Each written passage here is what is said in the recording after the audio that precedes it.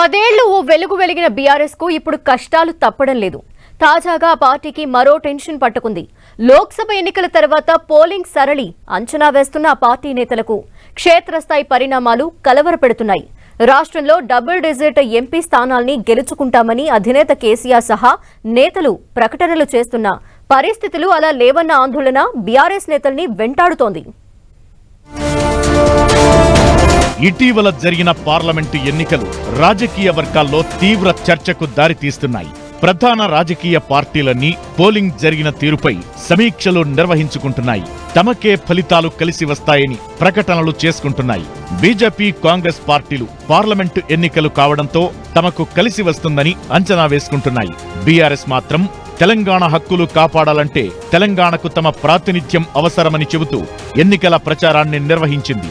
రాష్ట్రంలో ప్రతిపక్ష పార్టీగా అవతరించిన గులాబీ పార్టీ జాతీయ పార్టీలకు దీటుగా పార్లమెంటు ఎన్నికల్లో సత్తా చాటాలని పావులు కదిపింది. ఇక ఓటింగ్ పూర్తయిన తరువాత అన్ని నియోజకవర్గాల వారీగా పోలింగ్ జరిగిన తీరుపై పొలిటికల్ పార్టీలు ఆరా తీస్తున్నాయి.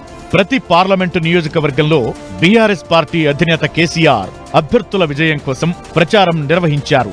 కాంగ్రెస్, బీజేపీలు కొన్ని నియోజకవర్గాల్లో మాత్రమే బలంగా ఉన్నాయని, ఆ రెండు పార్టీలతో ఢీకొట్టే విధంగా బీఆర్ఎస్ పలు నియోజకవర్గాల్లో కాంగ్రెస్ పార్టీ అభ్యర్థులతో, మరికొన్ని నియోజకవర్గాల్లో బీజేపీ అభ్యర్థులతో తలపడుతుందని పార్టీ అంచనా వేసింది. ఈ కారణంగానే మెజారిటీ సీట్లు తమకు వచ్చే అవకాశముందని ధీమా వ్యక్తం చేస్తూ వచ్చింది. కానీ క్షేత్రస్థాయి నుంచి అందుతున్న సమాచారం బీఆర్ఎస్ ను కలవరపెడుతోంది. 1-2వ స్థానాల్లో ఖచ్చితంగా ఉంటామని భావించిన పలు నియోజకవర్గాల్లో పార్టీ అభ్యర్థులు 3వ స్థానానికి వెళ్లారని తాజాగా నివేదికలు బయటకొస్తున్నాయి. పార్టీ నేతల ప్రమేయం లేకుండానే క్యాడర్ కాంగ్రెస్ పార్టీ విజయాన్ని అడ్డుకోవాలన్న లక్ష్యంగా బీజేపీ వైపు మొగ్గు చూపారన్న ప్రచారం జోరుగా జరుగుతోంది.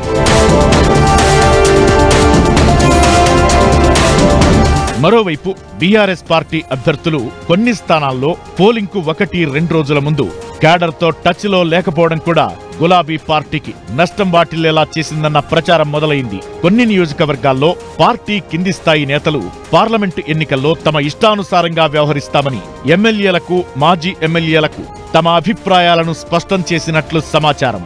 స్థానిక సంస్థల ఎన్నికల నాటికి బీఆర్ఎస్ కు అండగా ఉంటామని స్పష్టమైన అభిప్రాయాన్ని వ్యక్తం చేయడంతో కీలక నేతలు కూడా సైలెంట్ గా ఉన్నారని గులాబీ పార్టీకి నివేదికలు అందినట్లు సమాచారం.